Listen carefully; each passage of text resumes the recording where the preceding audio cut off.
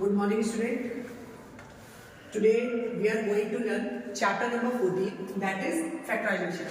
आज हम लोग अलजेब्रा के फर्स्ट आपके टॉपिक जो है आप लोगों ने एक्सपोनेंट्स एंड पार्ट्स तो पढ़ लिया है, उसका सेकंड कंटेंट जो है factorisation chapter number 14 we have to start. तो सबसे पहले आज हम लोग सीखेंगे फैक्टर्स ऑफ मोनोमियल्स, यानी कि फैक्टर्स क्या होते हैं, और उससे पहले हम लोग ये जानेंगे कि मोनोमियल क्या होते हैं।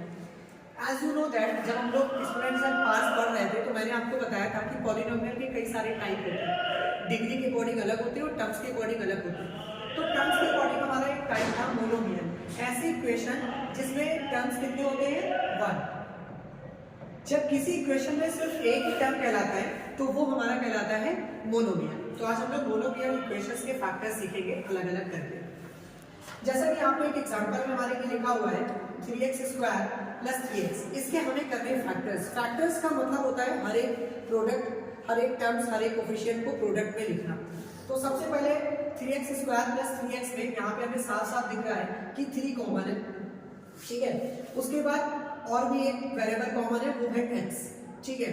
देन इसके बाद जब मैंने कॉमन ले लिया तो 3 से 3 डिवाइड हो गया, 2x में से एक x बाहर आ गया, तो यहाँ पे क्या बचा हमारा x, फिर प्लस का साइन था प्लस लगा दिया, 3 से 3 डिवाइड हो गया, x से x डिवाइड हो गया, क्या बचा हमारा 1 बचा। तो क्लियरली आप देख सकते हो यहाँ पे 3x और यहाँ पर भी जब कोई साइन नहीं होता है तो इट विल कंसाइडर मल्टीप्लाई। तो ऐसे जो हमारा इक्वेशन लिखा हुआ था, इस अलजेब्रिक एक्सप्रेशन को हमने हर एक टर्म को इनटू के फॉर्म में लिख लिया, तो वही हमारा कहलाता है फैक्टर्स, यानी हर एक टर्म को स्प्लिट करके आपको फैक्टर्स में लिखना है। फिर उसके बाद में आते हैं कॉमन फैक्टर्स ऑफ मोनोमियल्स क्या होते हैं। यहाँ पे मैंने 2 एग्जांपल आपको दे रखे हैं, यहाँ पे पहला एग्जांपल ये है और दूसरा एग्जांपल ये। इसको सॉल्व कैसे करेंगे, जैसे 5xy और हमारा 10xy, तो पहले हम इसके फैक्टर्स कर लेंगे। यानी फैक्टर्स का मतलब क्या होता है, हर एक टर्म को मल्टीप्लाई के फैक्टर्स में लिखना। तो यहाँ पे हमने 5 × x × 5। इसी का दूसरा पार्ट है 10xy, तो 10 को क्या लिख सकते हैं 2 × 5 × x × y। ये हो गया हमारे इसके फैक्टर्स। फैक्टर्स मैंने जैसे यहाँ पर भी बताया था, हर एक टर्म को किसमें लिखना, प्रोडक्ट में लिखना, ये हमारा फैक्टर्स कहलाता है। तो यहाँ से ये चीज लिंक होकर आई फैक्टर्स। अब हमें क्या करना है, यहाँ पे हमें निकालना है कॉमन। कॉमन का मतलब होता है जो दोनों में हो। तो क्लियरली यहाँ पे हमें दिख रहा है 5 यहाँ पर भी है और ये 5 यहाँ पर भी है, ठीक है। तो अगर इसका हम कॉमन फैक्टर देखें तो क्या मिला हमें 5 मिला। उसके अलावा यहाँ पर भी x है, यहाँ पर भी x है, दोनों में है, तो एक x भी हमारा मिल गया। फिर उसके बाद यहाँ पे हमारा y यहाँ पर भी है और y यहाँ पर भी है, तो ये हमारा हो गया y भी कॉमन। तो अगर हम इसका आंसर लिखेंगे तो कॉमन फैक्टर्स में कॉमा करके लिखेंगे। एक 5 हमें कॉमन फैक्टर मिला, एक हमें x कॉमन फैक्टर मिला और एक हमें y फैक्टर मिला। यहाँ पे 2 को कंसाइडर नहीं किया जाएगा, क्यों, क्योंकि 2 यहाँ पर तो है लेकिन इस वाले एक्सप्रेशन में नहीं मिले। एक और इसका एग्जांपल देखते हैं 10x² वाला। 10x² में क्या लिख सकते हैं 2 × 5, 2 5 जा 10, और x² का मतलब x को कितनी बार लिखना है 2 टाइम्स लिखना है। फिर इसी तरीके से 18x³, 18 को क्या लिख सकते हैं 2 × 3 × 3, 3 2 जा 6, 3 जा 18, और x³ का मतलब x को कितनी बार लिखना है हमें 3 टाइम्स। अब इसके बाद बात आती है कॉमन फैक्टर्स की। तो कॉमन यहाँ पर क्या है 2 यहाँ पर भी है और 2 यहाँ पर भी है, तो हमें कॉमन फैक्टर में एक मिल गया 2। उसके अलावा 5 यहाँ है लेकिन 5 यहाँ नहीं है, तो 5 को कंसाइडर नहीं किया जाएगा। फिर आते हैं x, यहाँ पर भी एक x है, यहाँ पर भी x है, तो एक x हमें मिल गया। फिर और देखते हैं क्या यहाँ पे x यहाँ पर भी है, x यहाँ पर भी है, तो एक और x हमें मिल गया। तो ये इसके कॉमन फैक्टर्स आएंगे। जो इसमें कॉमन नहीं है उसे आप छोड़ देंगे, उसे कॉमन फैक्टर में कंसाइडर नहीं किया जाएगा। इसके बाद आते हैं नेक्स्ट, इसी एक्सरसाइज का पार्ट है हमारे पास हाईएस्ट कॉमन फैक्टर।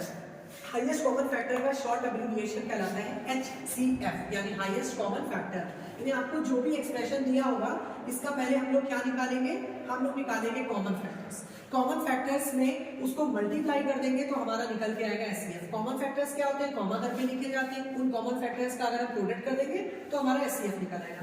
पहले हम इसके फैक्टर्स करेंगे 6x³ y²। अगर इसके फैक्टर्स करें तो 6 को लिख सकते हैं 2 × 3, थोड़ा गैप में लिख रहे हैं ताकि आपको क्लियर हो जाए, और x³ मतलब x को लिखेंगे 3 टाइम्स।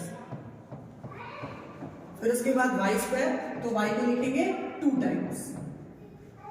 देन आफ्टर इसी तरीके से 15x/4, तो 15 को लिख सकते हैं 3 × 5, 3 5 जा 15। फिर उसके बाद x 1 टाइम लिखा है और y लिखा है 4 टाइम्स, 1 2 3 4। इसी तरीके से 21x स्क्वायर वाई स्क्वायर, यहाँ पर कितने भी वो एक्सप्रेशन दे सकता है, मेथड एक ही है, 2 में भी दे सकता है, 3 भी दे सकता है, 3 है तो तीनों में कर लेते हैं। इसको क्या लिख सकते हैं 21, तो ये निकाला कैसे जाता है, आप इसके फैक्टर्स कर सकते हो, 3 7 जा 21, 7 into 1, तो ये जो फैक्टर्स आते हैं इन्हीं का यहाँ पे प्रोडक्ट निकल जाता है, तो 3 7 जा 21, फिर यहाँ पे x 2 टाइम लिखा हुआ है, फिर y यहाँ पे 2 टाइम्स लिखा है। अब आते हैं एचसीएफ निकालने से पहले हम लोग इसके हाईएस्ट कॉमन फैक्टर में आएंगे, तो पहले नीचे लिखा मैंने एचसीएफ और यहाँ पे आप कॉमन फैक्टर्स प्रोडक्ट का साइन करके लिखते जाएंगे। 2 यहाँ पर है क्या, और यहाँ पे 2 है नहीं है, मतलब 3 में क्या होगा, जैसे अगर मैं 2 को ले रहा हूँ तो वो 2 तीनों में होना चाहिए, अगर 2 को देख रहे हैं 2 में निकालना होगा तो हम 2 में देखते हैं, तीनों में हमें देखना है, तो 2 हमारा केवल इसमें है बाकी में नहीं है। फिर बात आती है 3 की, तो 3 आप देख सकते हो 3 यहाँ पर भी है, 3 यहाँ पर भी है और ये 3 यहाँ पर भी है, तीनों में वो चीज अवेलेबल होनी चाहिए, तो 3 आ गया। अब निकालना है एचसीएफ तो हम लगाएंगे इनटू का साइन, फिर उसके बाद में और कोई नंबर हो नहीं सकता, 5 यहाँ पर है पर इन दोनों में लेंगे, 7 यहाँ पर है पर इन दोनों में लेंगे। फिर बात आती है x की, यहाँ पर भी x है, यहाँ पर भी x है, यहाँ पर भी x है, तो ये आ गया हमारा x इनटू, फिर इसके बाद यहाँ पर x है लेकिन यहाँ पे x नहीं है तो हम x को नहीं ले सकते, यहाँ जरूर है, ये देखिए 2x है लेकिन इसमें नहीं है ना, इसलिए हम नहीं ले सकते क्योंकि हम तीनों एक्सप्रेशन का एक साथ ऐसे निकालना है। फिर उसके बाद यहाँ पर भी सेम यही x के लिए कंडीशन आ रही, फिर आते हैं y देखते हैं, यहाँ पर भी y है, यहाँ पर भी y है, यहाँ पर भी y है, तो फिर से हमने यहाँ पे लिख दिया y इनटू, फिर उसके बाद एक y यहाँ पर हमें और मिल गया, ये y है, यहाँ पर भी y है और यहाँ पर भी y है, तो ये हमारा y यहाँ पर आ गया। क्या और कोई कॉमन दिख रहा है आपको, नहीं है, क्योंकि अब y यहाँ तो है लेकिन इसमें भी नहीं है और इसमें भी नहीं है, तो वो चीज हम ड्रॉप कर देंगे।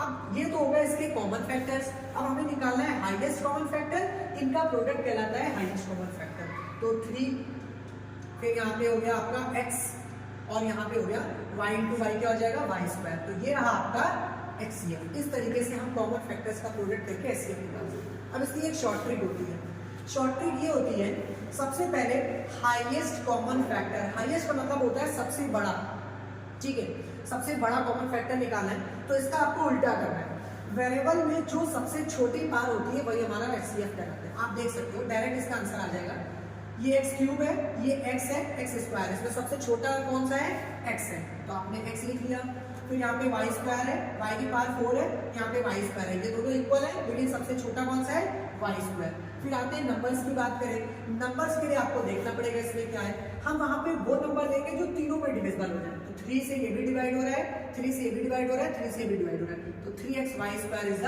एचसीएफ, ये देख सकते हैं, ये इसकी शॉर्ट ट्रिक होती है, दैट्स इट।